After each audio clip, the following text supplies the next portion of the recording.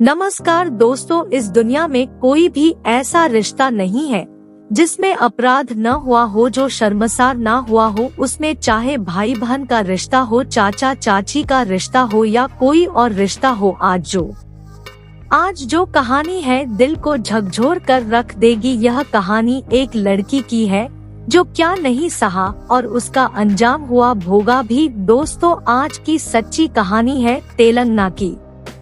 तेलंगाना में एक गांव है जहां रश्मि नामक एक लड़की की शादी होती है। उस समय उसकी उम्र 22 साल थी। उसके पति का नाम जीतू था। जहां उनकी शादी हुई वहां की परिवार ठीक ठाक था। जीतू की जो नौकरी थी वह भी ठीक ठाक थी। पैसे की कोई कमी नहीं थी, सब कुछ ठीक ठाक चल रहा था। खुशहाली उनकी जिंदगी चल रही थी और जीतू को अपनी पत्नी यानी रोशनी से इतना प्यार था कि वह इसकी हर छोटी बड़ी ख्वाहिश को पूरी करता था। वह उसके लिए अपने काम को भी छोड़ दिया करता था। ऐसे ही धीरे धीरे वक्त गुजरते जाते हैं।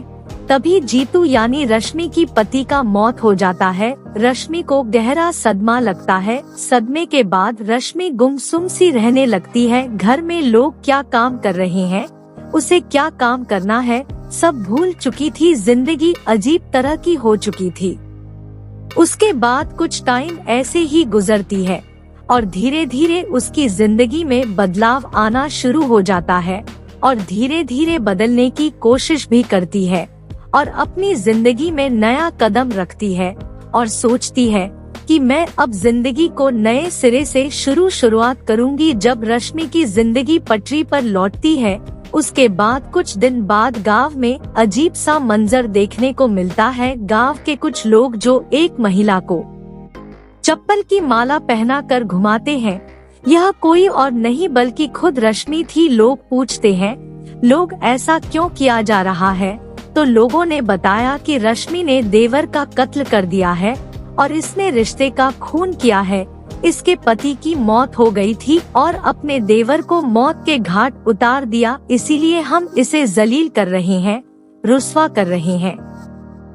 लोगों ने अंदाजा खुद लगा लिया और खुद सजा दे दिया। पुलिस जब पहुंची है तो रोशनी को लोगों के चंगुल से छुड़ा लेता है। जब पुलिस रश्मि को लेकर चले जाता है तब एक कहानी सामने आती है जिसने भी सुना कलेजे पर मुंह में आ गया। दरअसल कहानी यह है कि रश्मि की पति यानी जीतू के मरने के बाद रश्मि अकेले पड़ जाती है। रश्मि को एक दिन एहसास होता है कि उनका देवर जिसका नाम राजा था गलत नजर रखता है। धीरे धीरे रश्मि को एहसास हुआ, उसका एहसास यकीन में बदल गया। एक दिन राजा रश्मि के पास जाता है और रश्मि को तोहफा देता है और उसके बाद यह सिलसिला आगे बढ़ता रहता है। वह धीरे धीरे रश्मि की ख्याल रखने लगता है। रश्मि की हर बात को वह जबरदस्ती पूरा क्या करता है था। कुछ सामान लाना है, वह कुछ और चीज की जरूरत की सामान लाना हो और जबरदस्ती ला कर देता था।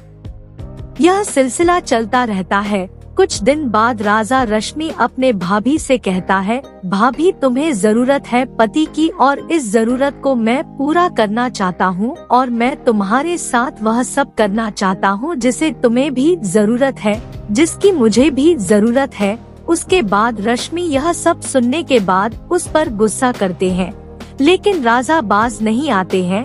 अब यह सिलसिला आगे बढ़ते रहता है। राजा रश्मि के पास जाता है, जबरदस्ती करता है और उसे सेक्स करने की डिमांड करता है। दिन गुजरता है, फिर एक बार वक्त करवट लेता है और राजा फिर एक बार रश्मि के पास जाता है और जबरदस्ती करने की कोशिश करता है।